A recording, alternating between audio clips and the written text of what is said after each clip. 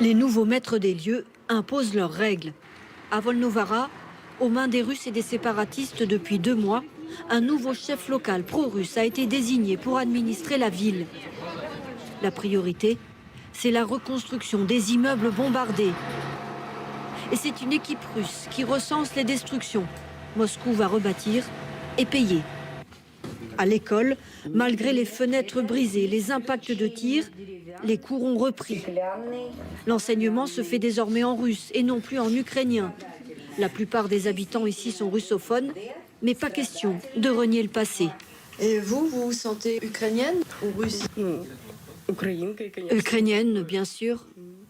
Oui, parce que toute ma vie, j'ai vécu en Ukraine. Autre changement, le programme d'histoire. Ce sont les nouveaux manuels d'histoire. Ici, il y a la partie sur la Deuxième Guerre mondiale et il y a l'histoire du Donbass. Voilà, maintenant, c'est ce qu'on apprend. Avant, on ne faisait pas tout ça. Désormais, c'est l'histoire de la Russie qui est prioritaire. Dans la ville, la vie reprend au milieu des maisons affaissées et des tombes improvisées durant les combats.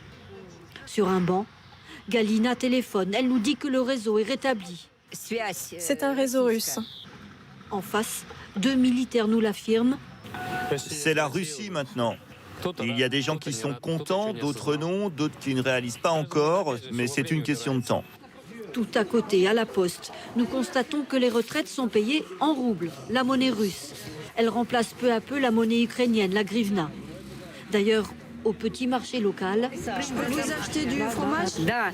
Ok. On peut payer en roubles et en grivna. oui.